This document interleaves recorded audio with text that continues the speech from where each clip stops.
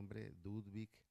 He servido al Señor durante algunos años, unos 50 más o menos.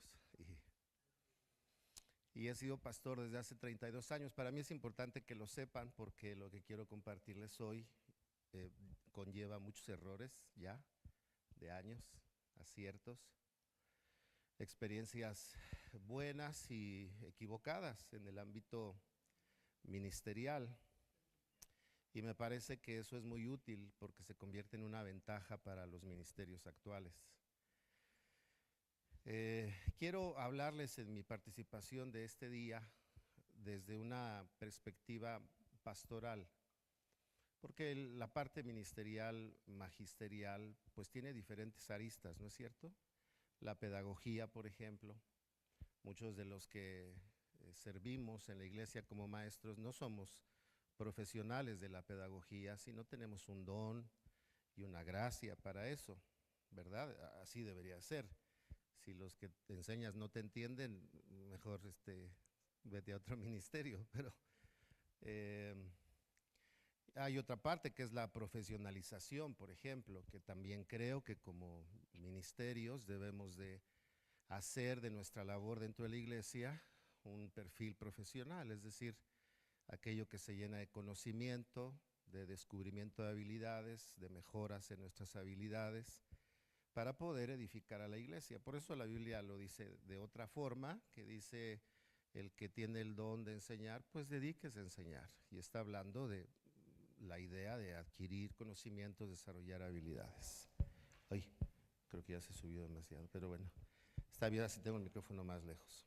Y hay otra arista que es no solamente la pedagogía o la profesionalización, sino también el contexto dentro de la iglesia local. Y ahí es donde quiero centrarme, por eso desde la perspectiva pastoral, ¿verdad? De qué es lo que yo veo de la función de los maestros de cualquiera de las áreas de la iglesia, así sean en los pequeños, los grupos pequeños, jóvenes, cualquiera que sea las áreas, desde este enfoque pastoral. Desde ahí voy a hablar, para que ustedes entonces consideren que lo que van a oír tiene que ver con tres cosas, ¿verdad? El amor a la gente, el cuidado de la gente y la dirección en lo que hacemos para con las personas. Es una manera muy simple de describir un enfoque pastoral. Un pastor lo que hace es cuidar a las personas, ¿verdad? Es brindarles a través del consejo guianza en su vida espiritual y desde esa perspectiva lo que voy a estar hablando el día de hoy. ¿Ok? Bueno, le voy a pedir a Toñito que me marque, bueno, aquí está el tiempo de 40, pero yo voy a tratar de tomar menos, unos 39 y medio, para que no nos tardemos tanto. Voy a utilizar solo un versículo y hoy quiero compartirles, si ustedes le ponen tema a sus enseñanzas, le pueden poner de manera sencilla 4 encargos. Otra vez les repito, desde el corazón pastoral. ¿Qué le encargaría un pastor a sus maestros de la iglesia? ¿Qué le encargaría, verdad, un pastor? Y la Biblia nos enseña algo con respecto, digo, hay muchas cosas, pero hoy les quiero hablar de 4 cosas que este pasaje nos deja ver y que tiene la importancia de ser entendido o descubierto para poderlo profundizar y entonces llevarlo a la práctica. Segunda de Timoteo 2, versículos 1 y 2 son los únicos que voy a utilizar. Tal vez les dé algunas otras referencias, pero no las vamos a leer. Además, ustedes son maestros. Yo siempre creo que cuando hablamos con maestros, hablamos un tema y ustedes encuentran en la Biblia lo que estamos hablando, ¿verdad? Creo eso. Y estoy con maestros aquí, así que me parece que puede ser así. Dice lo siguiente: tú, pues, hijo mío, esfuérzate en la gracia que es en Cristo Jesús. Versículo 2, lo que has oído de mí ante muchos testigos, es decir, lo que se ha comprobado, esto encarga a hombres fieles que sean idóneos para enseñar también a otros. Cuando pensamos en el ejercicio de la enseñanza, podemos enfocarnos en la acción de enseñar, un tema, un temario, ¿verdad? Y pensar en lo que se ha agendado para el año, en la materia que me han dado, en la labor que estoy haciendo, en el periodo del discipulado que estamos tomando o ejercitando. Pero estos dos versículos nos dejan ver algunas cosas muy interesantes. La primera es cuál debe de ser la relación de los maestros con el pastor. Y dice ahí, tú pues, hijo mío, esfuérzate en la gracia. La primera frase, hijo mío, nos habla de una relación de conexión, de cercanía, de familiaridad, de somos una familia. No solo es un hermano que llegó y enseña en la iglesia, es alguien que se siente identificado, que es parte de un linaje, que abraza el corazón, la idea, la perspectiva, la visión. Porque aunque ustedes no lo crean, increíblemente, en las iglesias suele haber personas enseñando que no abrazan el corazón del pastor.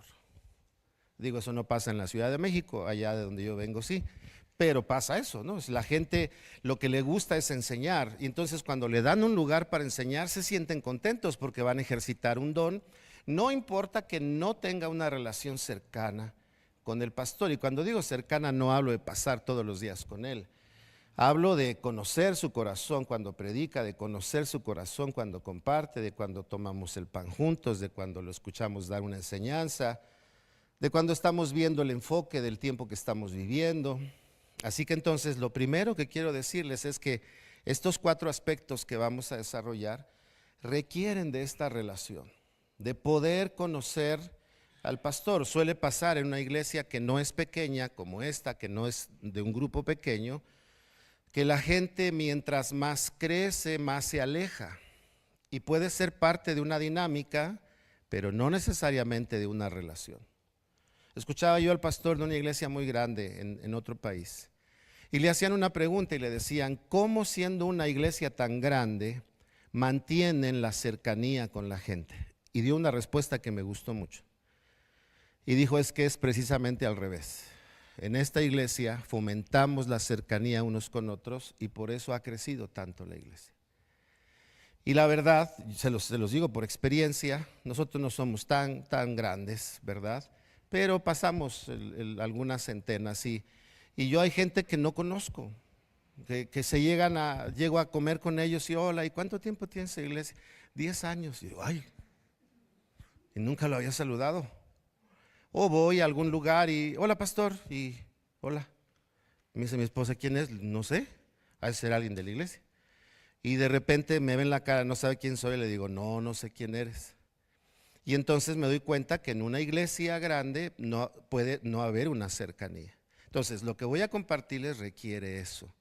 Y un maestro necesita tener claro, el Señor, ayúdame a conocer el corazón del pastor cuando predica, cuando enseña, a ver lo que está pesando en su corazón. Voy a ponerles un ejemplo. Si ustedes ven a un pastor acomodando una silla, ustedes están viendo su corazón. Porque lo que él les está diciendo es, me gusta que haya orden en la iglesia. Su maestro debe decir, abrazar el orden. No me lo tiene que dar con las 25 razones para guardar el orden, está cuidando el orden. Si ves al pastor abrazar a una persona, tú puedes decir, le gusta tener cercanía con la persona. Mi trabajo ministerial debe de ser con cercanía con la gente. No es voy a dar una clase, es voy a tener una cercanía con las personas. Bueno, no me voy a extender, pero solo quise decir que este es el ambiente donde esto que voy a compartir creo se debe desarrollar. Entonces, vamos a los 4 aspectos.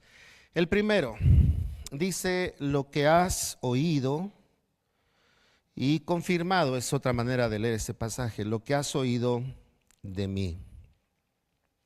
Santiago 1:25 dice, el que mira atentamente la ley del Señor, ¿verdad? O en la perfecta ley del Señor. Y lo primero que nos hace pensar el oír, o el primer encargo es, todo maestro debe oír, es decir, debe prestar atención a lo que está ocurriendo en su iglesia. Es increíble, queridos, se los digo, insisto, desde la perspectiva pastoral, que a veces la falta de conexión, de comunicación, genere una desconexión. y se vuelve un problema porque los maestros tienen un lugar importante en la iglesia. La gente toma a los maestros como alguien importante en la iglesia. Los toma como personas de confianza, como personas preparadas, personas asignadas, personas con cierta autoridad espiritual. Entonces los maestros tienen una autoridad en su vida. Entonces imagínate que, por ejemplo, ahorita Almita decía, nos gusta orar, ¿no? Y un maestro diciendo, pues dicen, y su alumno escuchándolo. Y decir, no, hay que prestar atención a lo que están diciendo. Si nos gusta oír, claro que nos gusta orar, por ejemplo, ¿no? O el pastor dice, tenemos una reunión de comunidad para que vengamos a compartir el pan.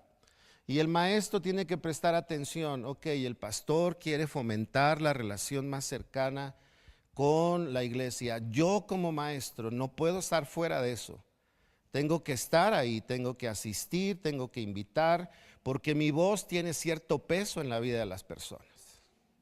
Eso es algo muy natural. La gente te oye. Es más, si hablamos de los niños, el 90% del tiempo que los niños pasan en la iglesia no es con el pastor, es con los maestros. Alguna vez yo me empecé a dar cuenta que los maestros enseñaban cosas que veían en YouTube, pero que no oían de su pastor. Y yo les dije, hermanos, ¿qué le están enseñando a los niños? A ver, no, que ir al cine no, porque es silla de escarnecedores. Y hermano, ¿de dónde sacaste eso? Pues es que pues sí, pero yo no enseño eso. Y la Biblia no enseña eso. Y lo llevé a estudiar lo que dice el Salmo 1 y le explicaba lo que ese pasaje dice. Y luego le pregunté, ¿pero de dónde sacas eso? Y le decía, no es posible que prestes atención a otras voces, menos atención al que dices que es tu pastor. Entonces, ¿qué sucede cuando prestamos atención? Algo muy natural y muy importante, queridos. Dice una frase que tiene que ver con una ley que se conoce, la ley de la expansión, que todo lo que tiene tu atención crece. Y eso funciona en sentido positivo y negativo. ¿No es cierto? Cuando tú empiezas a verle algo, el hermano no me saludó, ya lleva una. Segunda vez, el hermano me hizo a un lado, ya lleva dos. Y eso empieza a crecer porque tiene tu atención lo malo que está haciendo o lo que no te gusta. Y terminas alejándote de esa persona. Bueno, ustedes no, pero otras personas sí. Pero en el sentido positivo, escucha, solo lo que tiene tu atención va a crecer. Entonces, como maestro necesitas poner mucha atención.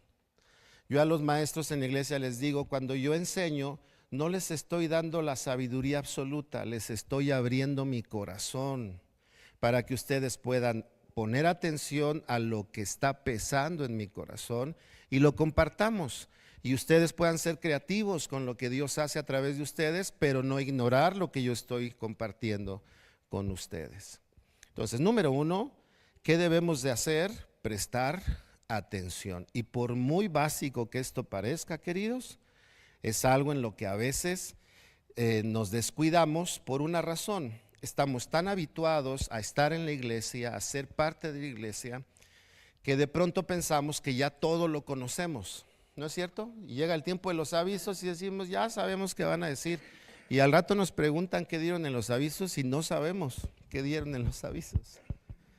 Suele pasar. Y la razón es, no pusimos atención. Así que lo primero es atención. Lo segundo, la palabra oír significa que un maestro le debe dar peso a la voz de su autoridad. Puede ser un líder de área, un coordinador de maestros, un coordinador de escuela dominical, un líder, como le llamemos, o el pastor. Hay que darle peso, ¿verdad? Por ahí hay una frase que dice, al que te escucha, a ese enséñale.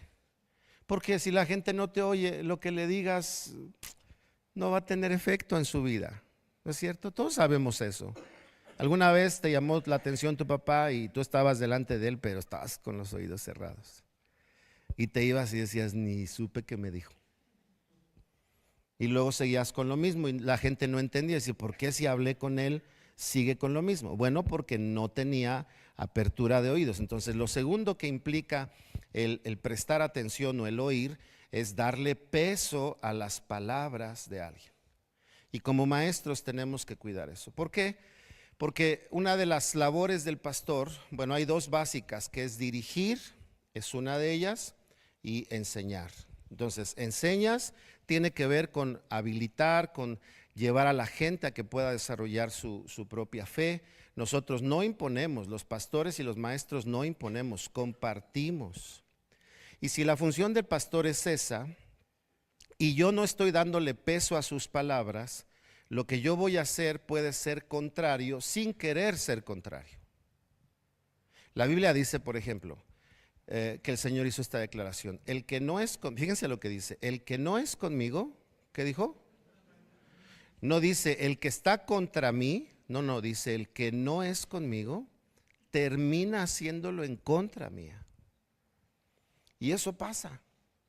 Yo le digo a los servidores en la iglesia, si nosotros les invitamos a tener una reunión de oración, no le preguntes al de al lado si va a venir, porque esa es una mala pregunta. Al de al lado dile, nos vemos en la reunión. Ya si no viene está bien, pero donde le preguntes y te diga no, y tú estabas pensando, si dos me dicen que sí, yo vengo, si dos me dicen que no, no es de Dios que yo venga.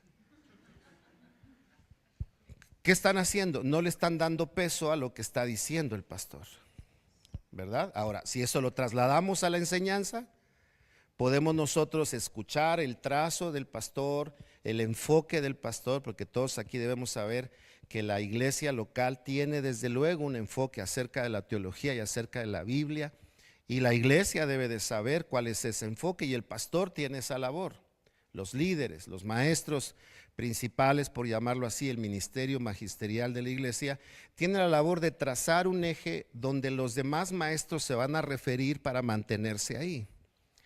Necesitamos darle peso. Y lo tercero, la palabra oír se traduce o se entiende también como obedecer. Es la misma palabra. Hay una palabra en griego que es upakoe, que no tiene sentido que se las dicte, ¿verdad? Porque ni me acuerdo, pero es upakoe, y eso es escuchar, y dice con sumisión, pero también se traduce obediencia. Obediencia tiene un problema para muchas personas, porque la obediencia en el contexto y en la cultura latina es como, ¿por qué voy a obedecer a alguien que tiene menos preparación que yo? O a alguien más joven que yo. Pero la palabra obediencia en la Biblia no siempre significa el mayor sobre el menor o el mejor sobre el de inferior capacidad, sino la palabra obediencia significa congruencia. Por ejemplo, la Biblia dice en Efesios que Pablo le escribió a las mujeres y les dijo, mujeres, sométanse a sus maridos. Y ese es un problema cuando se lee desde la perspectiva machista, porque la palabra sumisión ahí significa congruencia en la relación, reciprocidad, correspondencia. Porque si tú lees el pasaje, que no es del tema, está hablando del matrimonio, de cómo llevarse en el matrimonio. Maridos amen a sus mujeres, mujeres sométanse a sus maridos. Y claro, en el contexto latino, pues tenemos barbaridades a ese respecto, ¿no?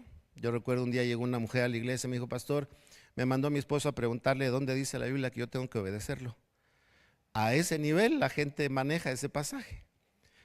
Y eso nos genera un conflicto, porque pensamos que obedecer es, pero ¿por qué voy a obedecer? Pero un maestro debe de oír, y eso quiere decir, debe alinearse a lo que se les está indicando. Obviamente estamos hablando de algo sano, algo correcto, algo bíblico, algo trazado con argumentos, pero alinearse, por ejemplo. Voy a ponerles un ejemplo hablando de maestros. Ese es acá en la iglesia, ¿no? No estoy hablando de lo que maneje la iglesia local. Yo estuve aquí cuando comenzamos, para los que no conocen esa historia, y me tocó ser parte de los inicios de aquí en la iglesia por creo que 8 años. Y antes habíamos caminado juntos el pastor Víctor, su familia y yo. Desde que el Señor nos permite estar en donde estamos hoy, pues nuestra responsabilidad es trazar qué cosas cuidar.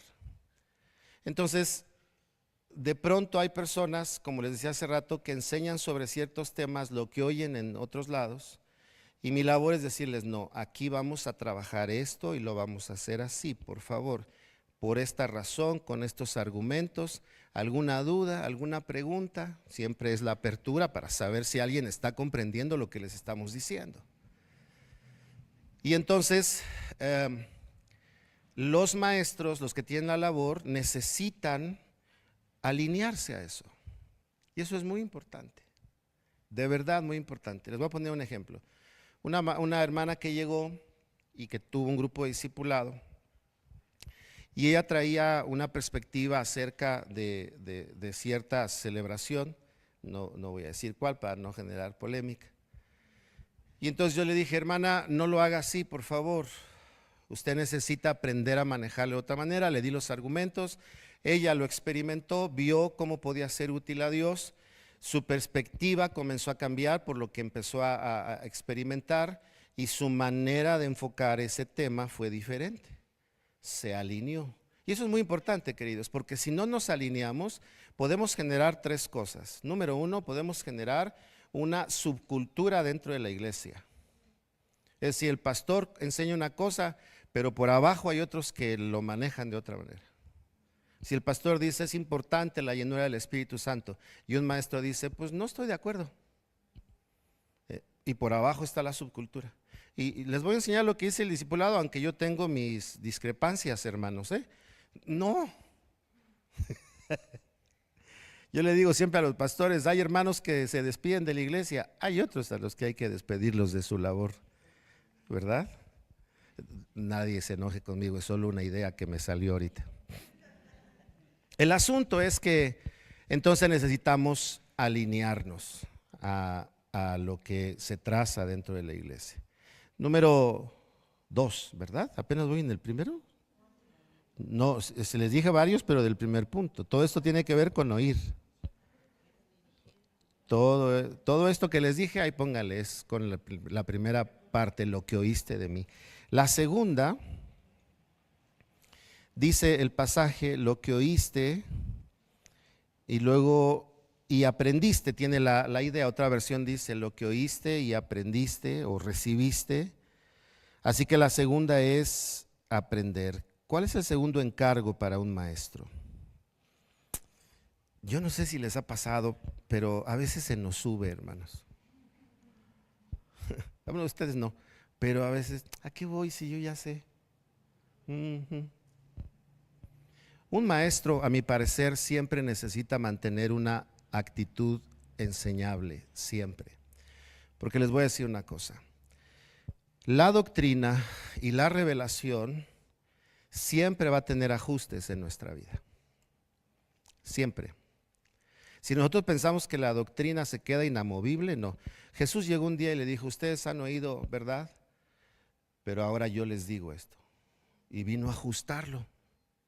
Y por eso Pedro tuvo un conflicto cuando ve el lienzo y le dice, Pedro, mata y come. Y no, esto no, la ley me ha enseñado que no. Y Dios lo ajusta para que pueda ser útil para llevar el mensaje a los que no eran judíos, ¿se acuerdan? La casa de Cornelio. Entonces, uno de los problemas que yo veo a lo largo de tantos años de estar en la iglesia es que de pronto tenemos una doctrina y el Señor nos da mayor madurez y empezamos a decir, no es tan así. Y entonces la iglesia tiene miedo porque dice, ¿cómo? ¿Entonces estuvimos mal? No, pero podemos estar mejor. Y estamos mejor cuando entendemos. Voy a ponerles un ejemplo. Yo crecí en una enseñanza donde santidad, el enfoque de santidad era apartarse. Y yo viví así. Toda mi vida he sido parte de una familia cristiana, recibí a Jesús a los 14 años. Entonces hay gente, yo pinté la iglesia de negro y dicen, pastor, parece un antro. Y les digo, hermano, discúlpeme, no conozco los antros. Nunca he tomado, nunca he fumado, nunca he tomado droga, nunca he bailado, nunca. Entonces cuando la gente me dice, es que esto es un antro, pues para ti, pero para mí no. Es que lo negro atrae las tinieblas, pues en tu cabeza, pero la Biblia no dice eso. La Biblia dice que Dios, ¿verdad? Inclusive se manifiesta en la oscuridad, y ese es un tema que tampoco voy a tocar hoy, ¿verdad? Y yo les explico a la gente, Si la gente piensa que luz significa esta luz que vemos y no a la claridad de lo que Dios hace, y entonces hace distinción. Por eso hay muchos cristianos que prenden su foco para que no los espante el diablo, porque piensan que el diablo dice: hay luz, no lo puedo atacar. Hay noche, ahorita sí lo voy a atacar. No, nada tiene que ver con eso. Entonces yo crecí en ese ambiente donde santidad era apártate, apártate, apártate, hasta el día que conocí la santidad de Jesús y entendí que la santidad de Jesús no fue apartarse, fue meterse en medio de un mundo que lo necesitaba y comenzar a afectarlo. Y esa santidad le espanta a muchos cristianos.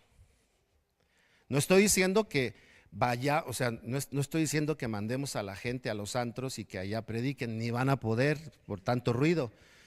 Yo le he dicho a los jóvenes: quieren ir al antro, invíteme, yo voy con ustedes, pero evangelizamos. Y nadie me invita, obviamente, porque la idea no es, Jesús no vino a enseñar miedo con la santidad, sino a influir el mundo con la santidad.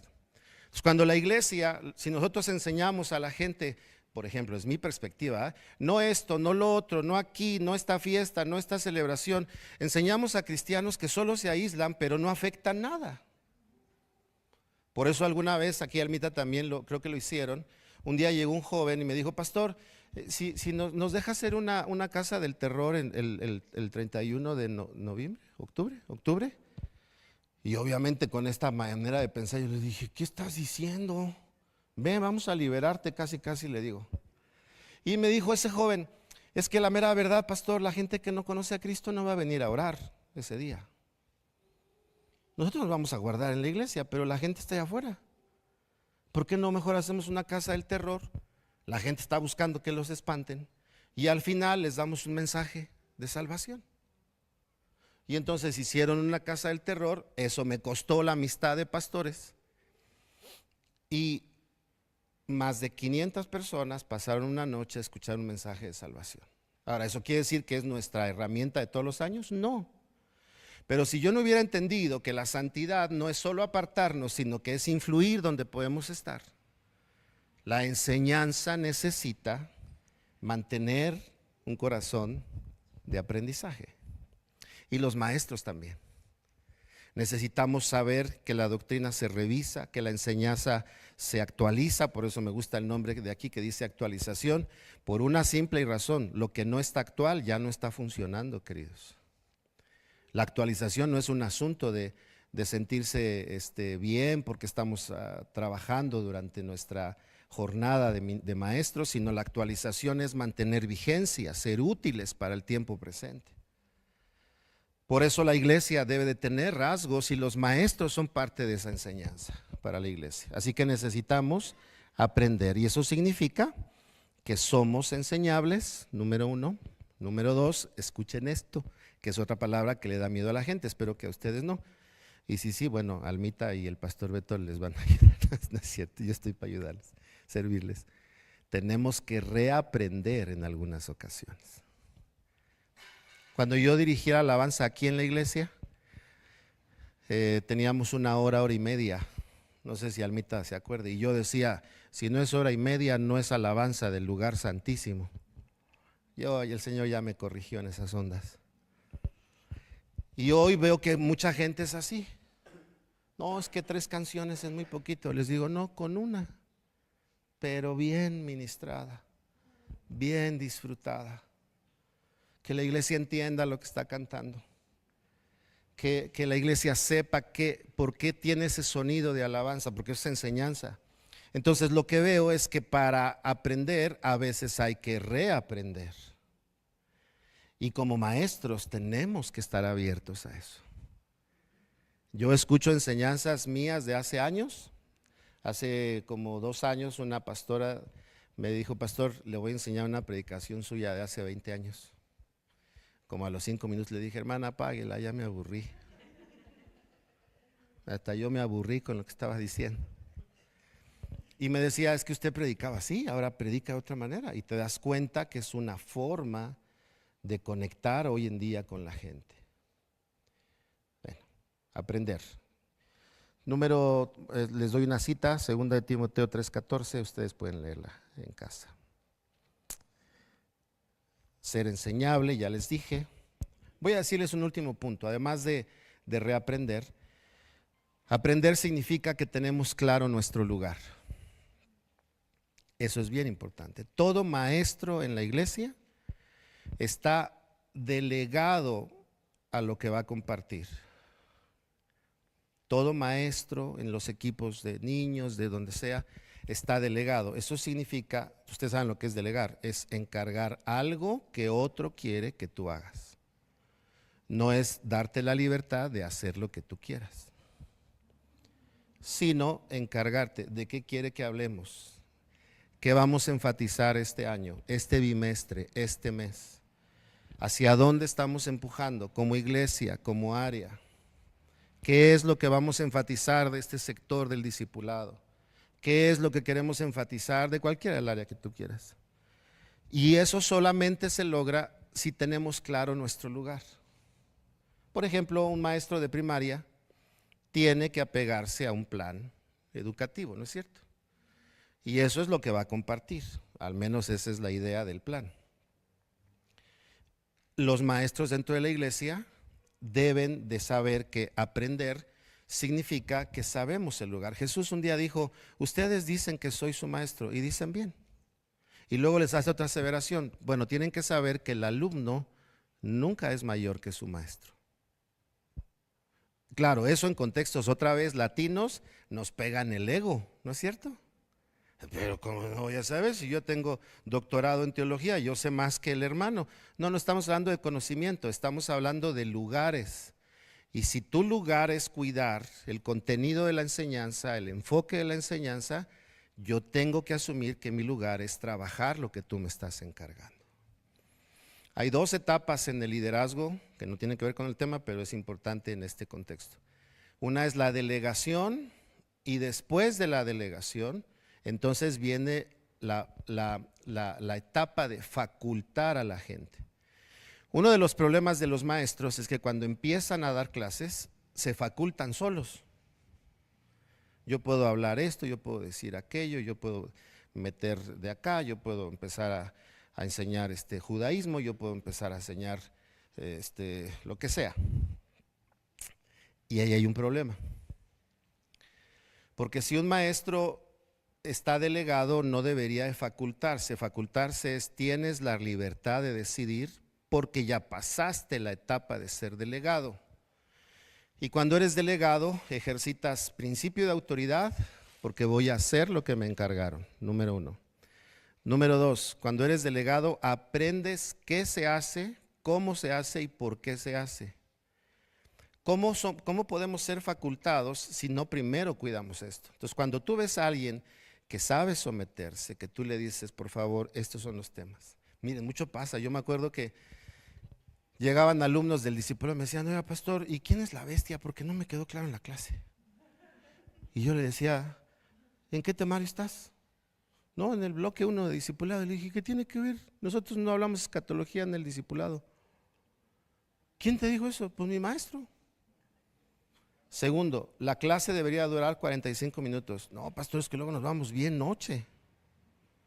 Porque se pone bien interesante la plática después y el cafecito y ya descubrimos quién es la bestia, pastor, luego le decimos y empiezan a hablar y tú dices, ¿por qué están haciendo eso? Si yo les dije 40 minutos de clase, 15 minutos de preguntas y respuestas para ver qué se afirmó, quieren tomar café, 20 minutos, máximo hora y media. Y había gente que tomaba 2 y media, que ya estaba en liberación. Yo les dije, ¿por qué hacen eso? No están sabiendo ser delegados. Si tú quieres ser facultado por Dios y por el pastor, primero tienes que ser delegado. Y aprender es saber que mi labor magisterial está en una etapa de delegación. ¿Ok? Bien, avancemos. Número 3, porque ya me quedan solo 5 minutos. ¿Sí, verdad? ¿Ya se me acabó el tiempo? Les dije que nada más 35. Luego dice, enseña a otros. Pero fíjense en qué momento dice enseña. Primero oye de mí, aprende y ahora sí enseña. Un maestro dentro de la iglesia está bien que enseñe a otro, cuando está aprendiendo de alguien. Porque si no, queridos, luego generamos de todo. Ya les dije, una contracultura, a veces generamos divisiones dentro de la misma congregación. Pero enseñar tiene algunos elementos para mí medulares. El primero, desde luego, enseñamos la Biblia, ¿no? Ahora, enseñar la Biblia no es tan simple, porque enseñar la Biblia tú puedes leer lo que dice la Biblia y la gente lo puede entender de la manera que ellos crean, hasta el mismo maestro. Por ejemplo, Juan 5:39 dice en una versión, escudriñad las escrituras, la versión 60. Pero el contexto no dice que sea una instrucción. El versículo dice que es una descripción. Ustedes escudriñan las escrituras. Fíjense lo que estaba diciendo Jesús. Ustedes conocen las escrituras, pero no me reconocen a mí. Es tremendo, ¿no es cierto? Que el Señor encuentre gente escudriñando las escrituras y Él diciéndoles, y la gente diciendo, no, espérate, así no. Pues yo soy el de las escrituras.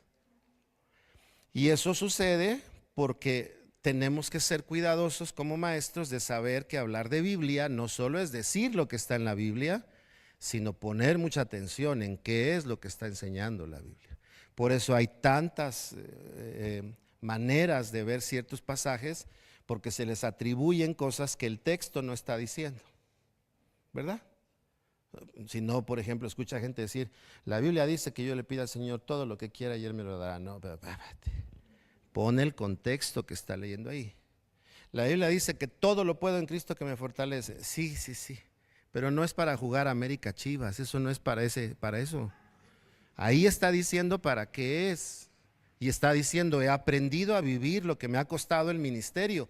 Todo lo puedo en Cristo que me fortalece.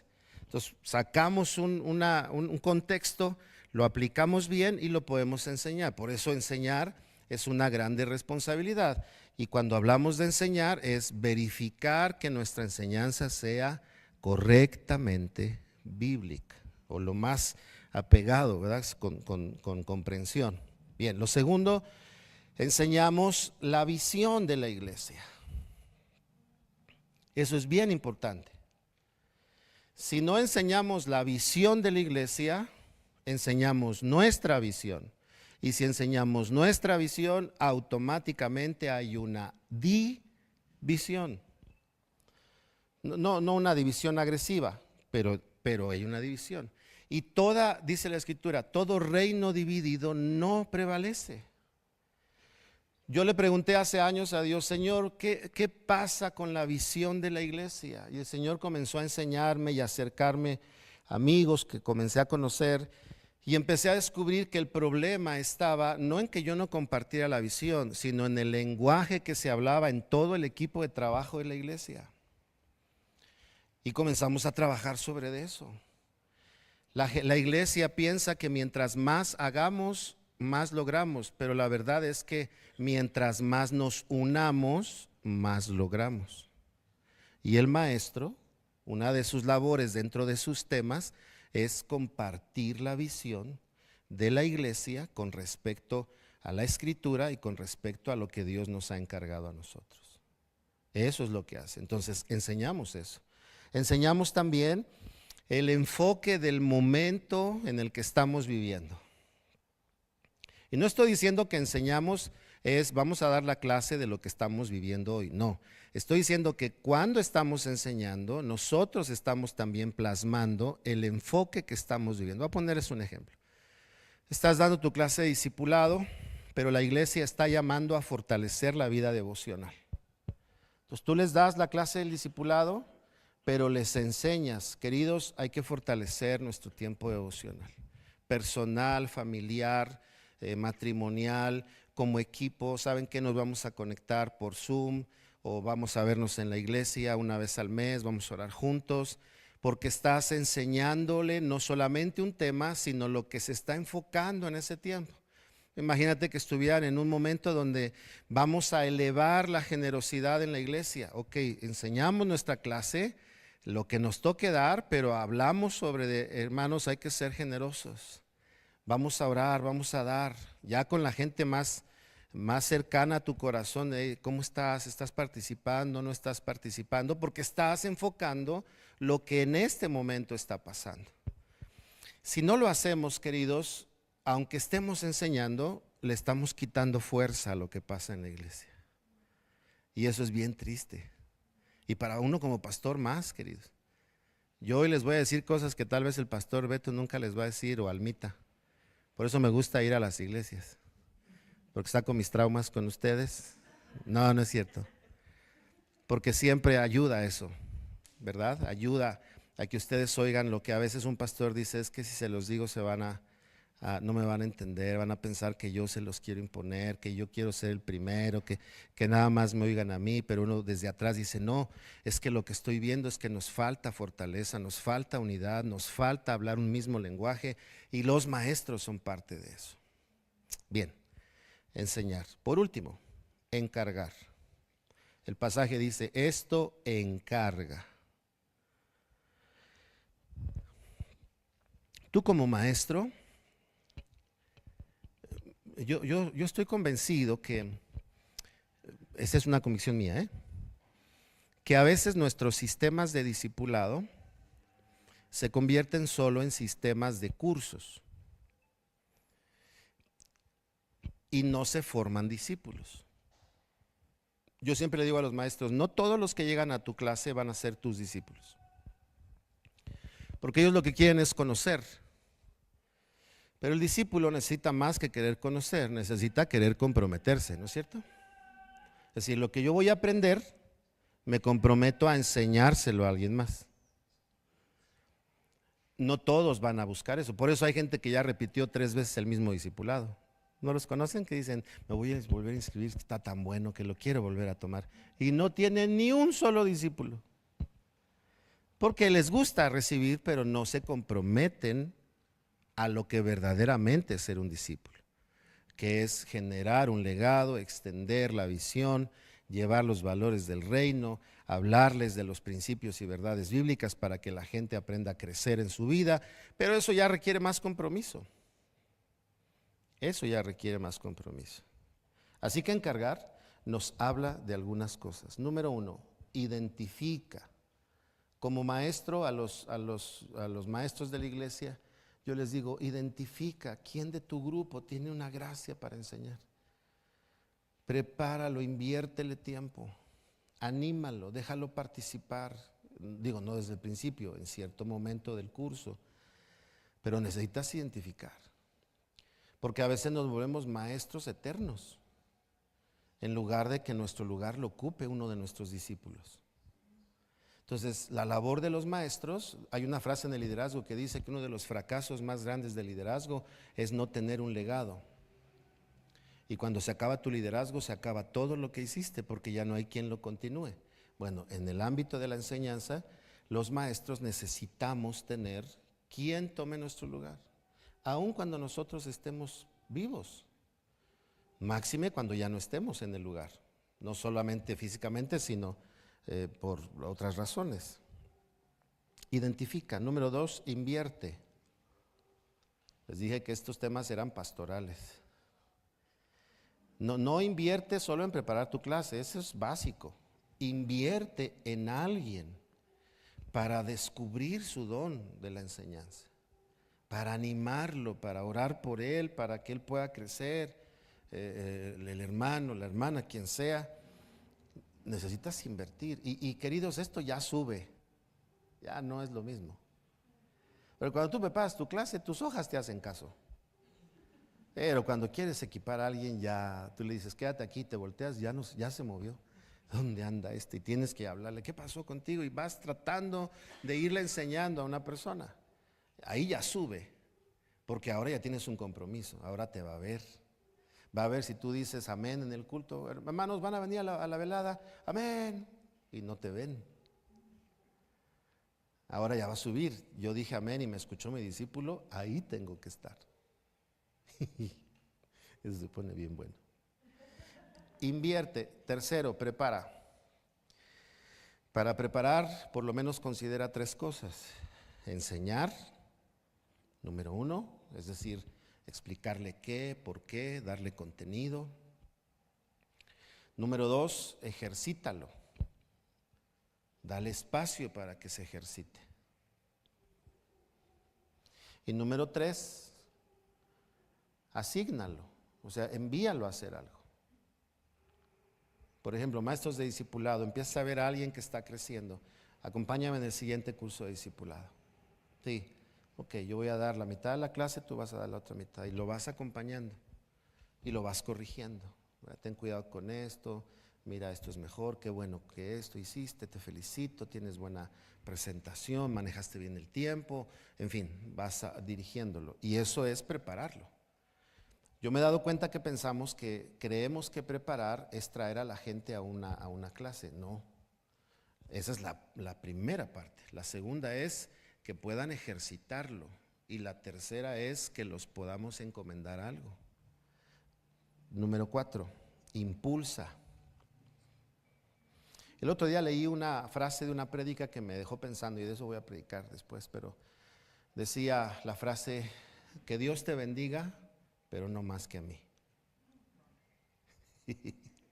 Y a veces así, o sea, si nosotros oráramos por alguien más, que Dios lo use como oramos por nosotros, porque a veces nosotros, Señor, dame la triple unción, y si hay una cuarta, la cuádruple, Señor. Que haya ángeles cuando yo predique, que haya sanidades cuando yo hable, que la gente se caiga cuando yo los toque, y oras por ti. Va a predicar alguien y dice: que te vaya bien. En lugar de orar por ellos, un maestro debe de estar deseando que los que aprendieron de ellos sean mejores que nosotros. Y obviamente por eso se necesita impulsar, hacerte a un lado, ¿verdad? Ya te toca a ti, te doy el espacio, porque tú les vas a ceder el espacio, les vas a dar la confianza. Impulsa a los que tienen la habilidad para enseñar, la gracia para enseñar. Y eso lo tenemos que estar haciendo, queridos, de constante. Porque les repito, si no estamos ahí. Un día yo le dije a un líder: vamos a hacer cambio este año. Me dijo: es que no hay quien. Le dije: ha sido mal líder entonces. ¿Cómo que no hay nadie? Le dije. Que tú no lo veas es una cosa. Y me dijo: es que como que les falta experiencia. Y le dije: cuando yo te puse no sabías nada. Cuando yo te puse, la gente decía: ¿él? Y ahora ya tú te volviste especialista y dices que nadie va a poder hacer lo que tú haces. ¿En qué momento? Y a veces eso nos pasa. En fin, último.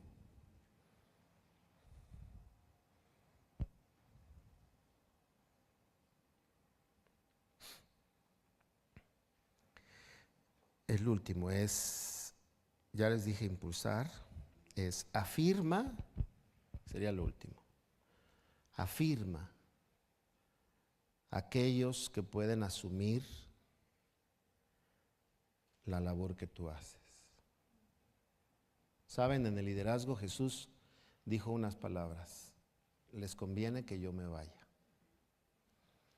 Un líder, tú debes de ser maestro con un corazón de líder. Un líder debe de saber que lo mejor que puede pasar es dejar de hacer lo que estás haciendo para que otro lo haga. Y tú puedas comenzar a hacer otras cosas. No para que tú te vayas a Cancún con tu palmera y tu coco, ¿ah? Está bien de vez en cuando, pero eso ya será cuando descansemos en el Señor. Mientras hay que estar en la obra, creo yo. Pero necesitamos afirmar a la gente. Así que, queridos, estas 4 cosas, vistas desde un corazón pastoral, tiene que ver con el ambiente que un maestro, creo, debe de cuidar. Porque hay maestros excelentes, hay personas con alta preparación académica, muy fluidos para hablar, muy entendidos para conectar temas, y eso hace que la gente diga: wow, qué bien enseña. Pero cuidado y no tenga el corazón del pastor, porque entonces nos carga a nosotros. Un día estando aquí en la iglesia, no sé si el pastor Beto estaba, pero le encargué a alguien que le diera la clase al grupo de alabanza. Un día. Y llegué al final de la clase y veo que se levanta y le dice: mis ovejitas, síganme. Y dije: este ingrato nada más les dio una clase y ya son sus ovejitas. Cada cosa que hacemos. Déjenme orar, ¿les parece bien? Señor, gracias por esta mañana. Quiero orar por cada persona que está aquí, que cumple una labor, enseñando. Nuestra labor es enseñar la palabra, desde luego, Señor. Pero como iglesia local tenemos que enseñar desde el corazón pastoral, porque eso le va a dar solidez a la iglesia, le va a dar enfoque, va a provocar la unidad, y eso va a proyectarse sobre la salud, sobre la eficacia, la contundencia de la iglesia local, en la misión que has dejado a tu iglesia, que es predicar a Jesús. Por eso en esta mañana oro por cada uno de mis queridos hermanos y hermanas, y que estos 4 aspectos que Pablo nos deja ver en sus palabras a Timoteo, las podamos tener como parte de la esencia de nuestro ambiente y nuestro contexto a la hora de enseñar. Bendigo a cada uno, Señor. Síguelos usando. Te lo pido en el nombre de Jesús.